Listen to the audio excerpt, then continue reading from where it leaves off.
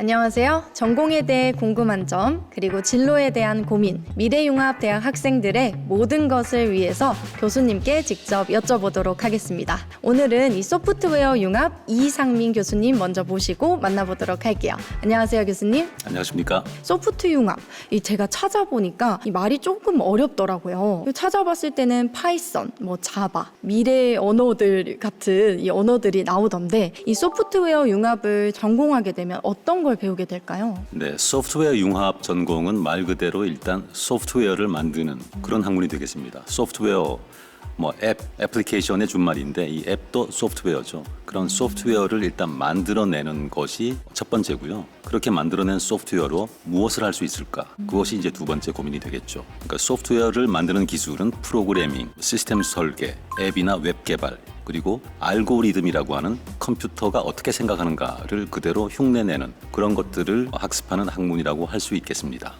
그렇다면 AI 의료데이터학과는 어떤 차이점이 있을까요? 네, 좋은 질문입니다. 많은 학생들이 물어봤던 질문이기도 한데요.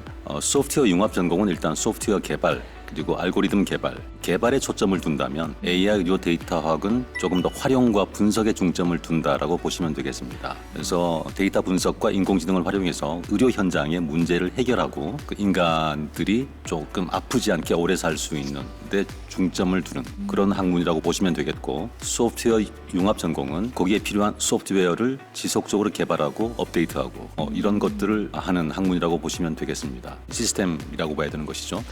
그런 것들을 개발하는 데 있어서는 코딩이 필요합니다. 그래서 파이썬, R, 그리고 이제 앱 개발을 위해서는 스위프트 이런 언어들이 필요한데 절대 어렵지 않습니다. 벌써 어렵지 않다고 말씀을 해주셨는데 이 코딩을 못 하시는 분들은 혹시 이 전공을 하는데 어려움이 있지 않은지 궁금한데요. 막연히 코딩이 어렵다고만 생각을 하실 텐데 내가 조금 이렇게 논리적으로 생각하는 것을 좋아한다, 아니면 그냥 컴퓨터를 가지고 노는 것만 해도 재밌다, 이런 분들은 그렇게 코딩에 소질이 없다고 보기는 힘들고요. 근데 소질이 없는 것보다 노력하는 자세가 없으면 안 되겠죠.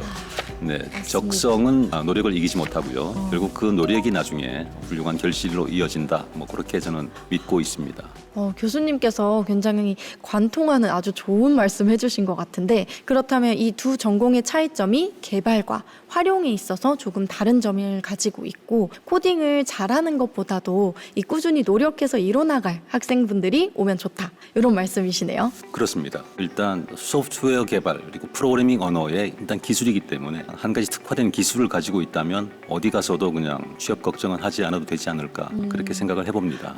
교수님 지금 또 취업 얘기를 해주셔서 궁금해졌는데요. 이 취업에 대한 전망은 어떻게 보면 될까요? 경기가 아주 나빠지지 않는 한 소프트웨어 개발자들은 취업 걱정은 하지 않아도 되지 않을까라는 생각인데, 그러면 2학년이 되기 전에, 이 전공을 선택하기 이전에 어떤 걸 준비하면 좋을까요? 소프트웨어 융합 전공을 생각한다면 컴퓨터처럼 생각할 수 있는 능력을 기르는 게 중요한데요. 그러니까 논리적 사고력, 추론력 이런 것들을 좀 기르는 게 필요합니다. 그러기 위해서는 약간의 수학적인 사고방식이 필요한데, 소프트웨어 융합은 코딩을 필수적으로 할 수밖에 없기 때문에 파이썬 같은 언어는 충분히 독학도 가능하다라고 생각이 되기 때문에 유튜브에 훌륭한 선생님들이 많습니다. 그렇게 해서 간단한 것이라도 한 번씩 구현을 해본다면 2학년이 되어서 조금 더 고급 프로그래밍에 입문을 하더라도 큰 두려움이 없지 않을까, 그렇게 생각이 됩니다. 파이썬으로 간단한 프로그램 구축이 컴퓨팅 사고를 키울 수 있다라고 생각을 합니다.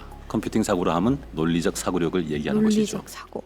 교수님 말씀을 들어보니까 이 미리 오기 전에 꼭 공부해야 되는 게 있다면 파이썬 같은 이런 기초가 되는 것들을 한번 보고 오면 좋다는 말씀이신 거죠? 그렇죠. 수포자라고 하더라도 통계 부분에 있어서 조금 기초적인 것들은 단어 그리고 개념 정도만 조금 다시 한번 살펴보는 것도 나쁘지 않다라고 생각을 합니다. 표준 편차, 분산 이런 것들이 무엇을 하는 것들이었는지 데이터 분석에서는 그런 것들이 꽤 중요합니다. 의외로 엑셀을 좀 다루는 것도 배워본다면, 엑셀을 잘 다루지 못하는 학생들은 엑셀만 잘 다루어도 간단한 데이터 분석은 가능하기 때문에 그런 것들도 추천을 드릴 법하다고 생각이 되네요.